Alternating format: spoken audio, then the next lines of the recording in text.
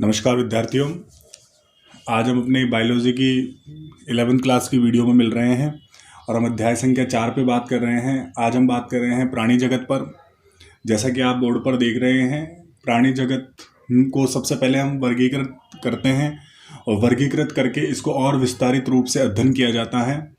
प्राणी जगत में आप सब जानते हैं, जैसे कि मैं आपको पहले भी बता चुका हूँ, प्राणी जगत में सभी प्रकार के जीव आते हैं जो चल फिर सकते हैं और प्रकाश संश्लेषण की क्रिया को नहीं करते हैं।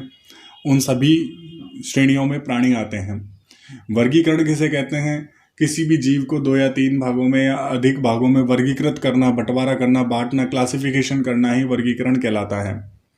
वर्गीकरण का मेन जो लाभ होता है वो अध्ययन में होता है। हम लोग, आप और मैं या कोई भी विज्ञान का जो भी विद्यार्थी होता है, उसको वर्गीकरण के आधार पर ही अतिरिक्त जानकारी मिल पाती है। आज हम बात करने वाले हैं वर्गीकरण के आधार। वर्गीकरण के कौन कौन से आधार होते हैं?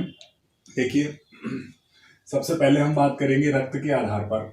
कुछ जीवों में रक्त पाया जाता है और कुछ जीवों में रक्त नहीं पाया जाता है।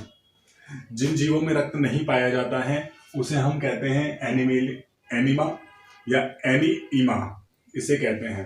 आपने 10वीं क्लास में भी पढ़ा होगा, जब रक्त की कमी हो जाती है तो एनीमा रोग हो जाता है, तो वो यहीं से लिया गया है।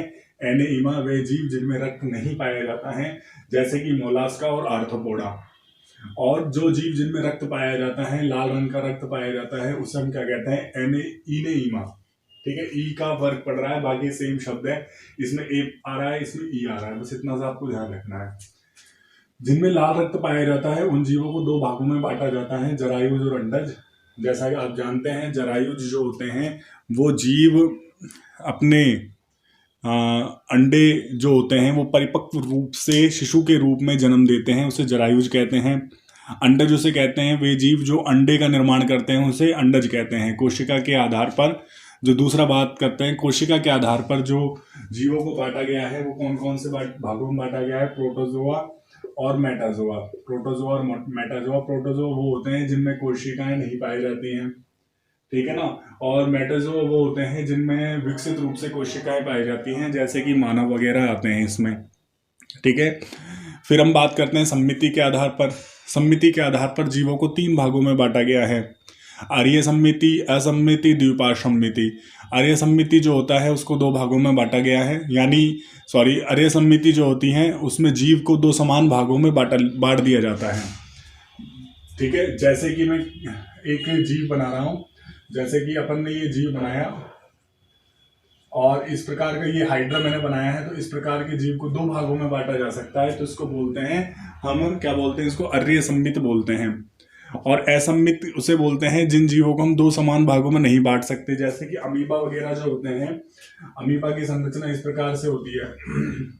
अब इसको अपन 2 बराबर भागों में बांट नहीं सकते हैं। इसमें इधर का एरिया ज्यादा हो सकता है या इधर का एरिया ज्यादा हो सकता है। इसको असमान भागों में यानी बनाया गया है, असमान भागों में बांटा जाता है। 2 समान भागों में बटे तो आर्य सम्मिति और असमान भागों में बटे तो असम्मिति उसे कहते हैं।